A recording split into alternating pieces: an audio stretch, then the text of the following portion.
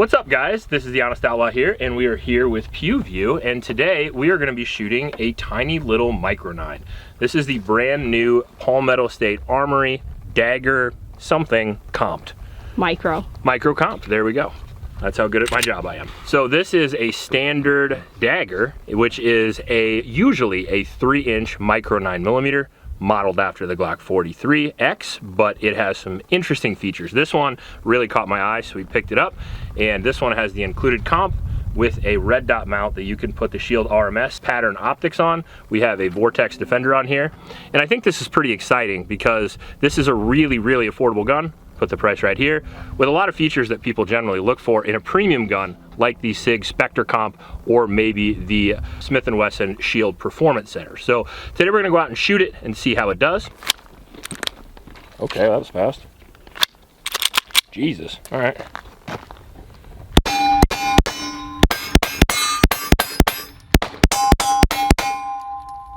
Feels pretty good.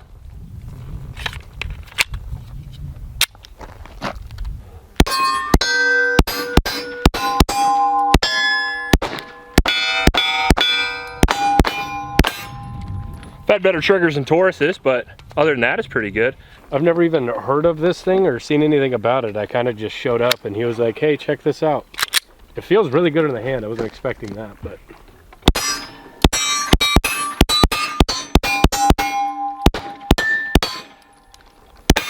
That trigger is awful. But I mean, it's comfortable. What's the price point on this?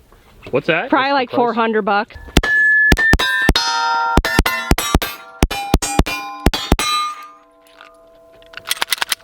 That compensator isn't compensating much. It's pretty snappy, but it feels pretty comfortable.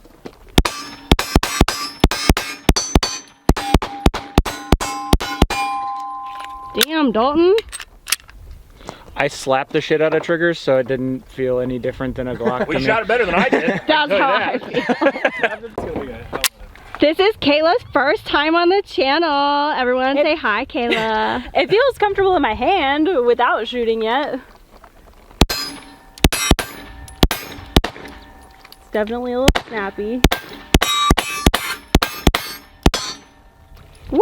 Nice shooting. Get it, girl. A little snappy, but it is comfortable in my hand though.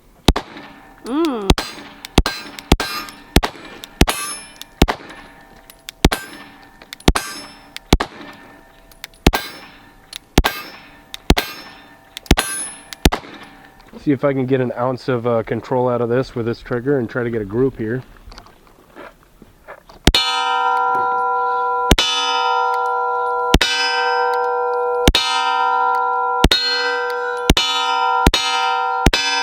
So I don't know if it's me jerking the trigger, hitting low left, or if we need to adjust this optic, but definitely low left. Now I have an excuse when I miss because we're not going to adjust it.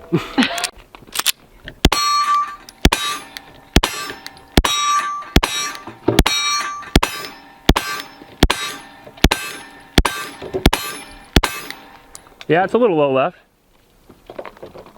Slide's really hot. Getting toasty. Nice. Works. I forgot. My resident lefty. Yeah.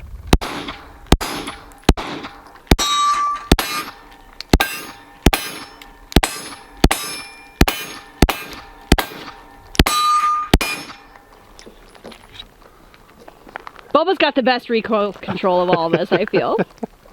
What'd you think? I've been working on it because I fucking hate it.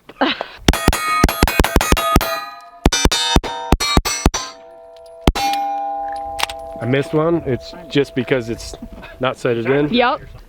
Dalton, it matches your ensemble. Sure. Green on black. I like the color.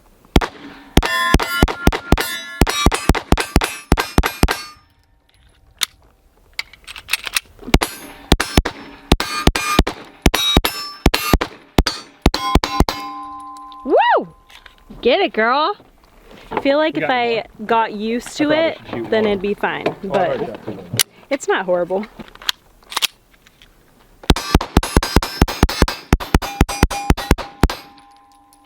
I mean, it's good so far. I like the color a lot. The price is really affordable. I think the comp is basically useless, my personal opinion. It doesn't feel like it's comp.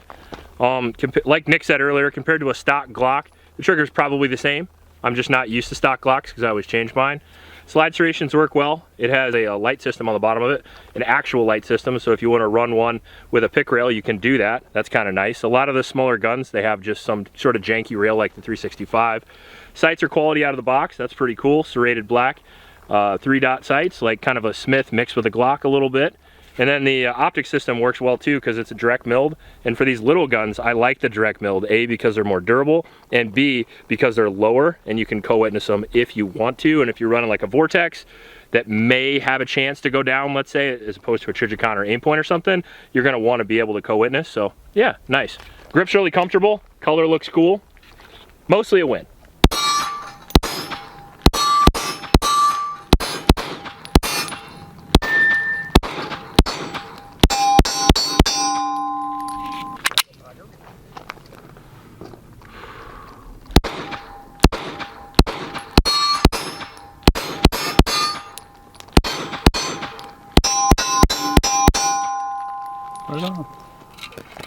Now we shot over 300 rounds through this Palmetto State Dagger Micro Comp, and so far we had a pretty decent time. I had relatively low expectations, to be honest with you, because it is a very affordable pistol based on a gun that we had a couple months ago that performed okay. So I came into it with, again, pretty low expectations. That being said, I would say this gun exceeded not only my expectations, but everybody that we had out on the range, and all of us agreed that it was pretty good for the money. Than the Glock 43. That's gonna stir up some comments. It but is. I do not like the Glock 43. I would rather have that. The 43X or just the regular 43? Both. Any 43, 42, 43X. Oh, I don't really? Like Better than a 48. I think that's How fucking dare you? It looks on like all a accounts. fuse kind of fucked out 43 and birthed that. I wish like I would have brought my 43X out and we shot them back to back. I bet my 43X shoots faster than this without a comp. Don't you have a different trigger in it though? I don't want to talk about it. See, that trigger is dog shit. You want like a agency I do. trigger in I there. not only I have a different trigger, I have a different slide, I have different sights. See? Yeah. That's, And that's talon what grip. you got to do with a Glock. Classic That's not a Glock. anymore. That's Now, true. I am a Glock guy though, so it does shoot better than a 43 or any of that platform, but is it more reliable? Oh. Well, time I mean, will it's tell. been reliable so far. Yeah, I know. We got what, 300 on it right now? Yeah. Now, as far as getting into the features and what you would use it for, I think the gun would be obviously best for concealed carry, and I think it would be a very good entry-level concealed carry gun, at least with the testing that we have right now. I don't want to say whether it's going to be great or bad because we only have 300 rounds through it, but based on the experience that we had shooting 3 different types of ammunition, we had no malfunctions, which I would consider to be very good, especially for the money that this gun comes out at. Now, looking at the features, first off, it is a very lightweight gun, around 20 ounces, making it really easy to carry.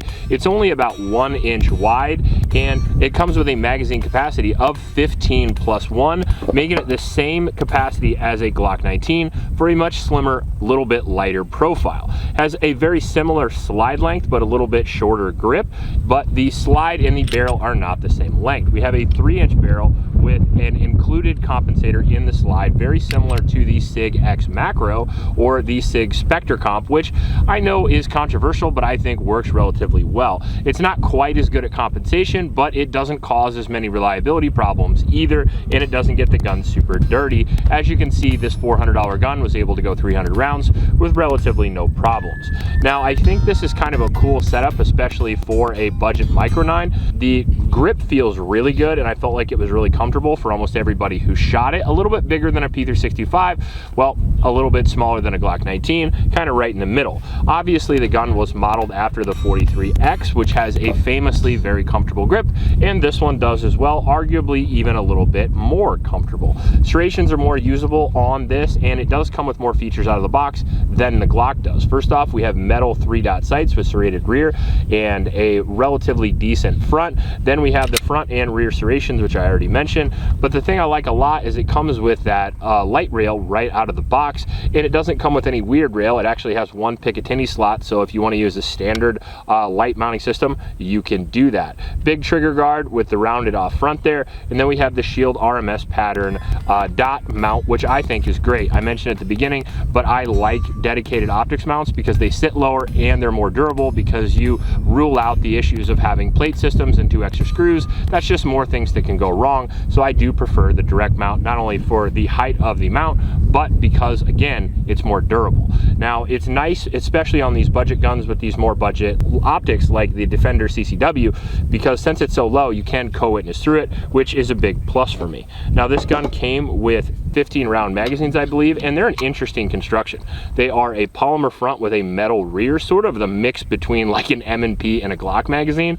Kind of fascinating, but they seem to work relatively well. And the nice thing about them is they are pretty slick. They do come in and out of the gun really well, unlike the Glock magazines, which are metal inside, I believe, but they are coated with polymer. And because it is polymer on polymer, a lot of times they get stuck, and then you have to pinch and pull your magazines out, whereas these don't seem to have that issue, at least while it's not super dirty yet.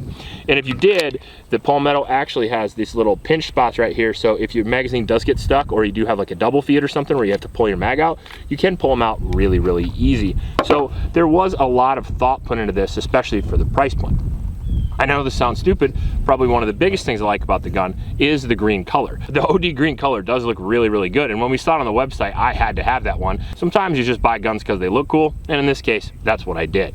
I wanted a comp dagger in green, and I got one. And so far, it hasn't let me down. I think it is a good option for an affordable carry gun. Maybe not the best option out there, especially considering I think that the recoil impulse on this was a little bit stout by comparison to other comped Micro 9s, like maybe the P365 XL Spectre comp, what probably had less recoil than this, and I would say that the Shield Plus did as well. However, both of those guns are going to come in at $200 more, and then the Spectre comp is going to come in at over twice as much as this one will. So for the money, I think it's a decent gun. I think really the only downside to this gun is it probably has one of the worst triggers in a Micro 9 that I've ever seen. I've had better triggers than Tauruses. It has a very unpredictable break. It has a relatively long reset, and it is extremely heavy, as you can see here. So we have definitely maybe a 7-pound break, and then the reset is long but not too hard to deal with. But I would say, again, probably the worst trigger as far as accuracy goes.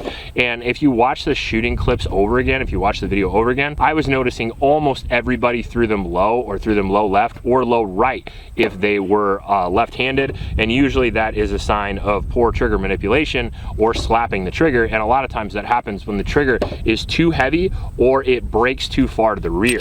And for me personally, I feel like the trigger breaks so far to the rear, it does make it a bit of an interesting experience getting used to shooting it. It's not like you can't get used to shooting something like this, but it does take a little bit of rounds. And if you're used to like a straight break trigger like a 1911 or maybe the new Canic series, going all the way to the rear and pinning it to the back of the trigger guard like this is a new experience. However, very similar to the standard Glock, except for just a little bit heavier. And then instead of the Glock, we have the old school style M&P hinge in the middle, which I don't think anyone's ever really liked, but for the money, not the worst trigger in the world, and really the only knock that I can have on this particular gun. If you're interested in this gun, you want to see a 1,000 round review, let me know in the comment section below as well, because, well, I mean, we're like a third of the way there already, and it was actually a fairly fun gun to shoot, especially for a Micro 9, because it is relatively large for a Micro 9. I would consider it to be more of a micro compact as opposed to a micro subcompact like maybe the Shield or the P365, because again, it is going to be larger in size even than a Glock 26.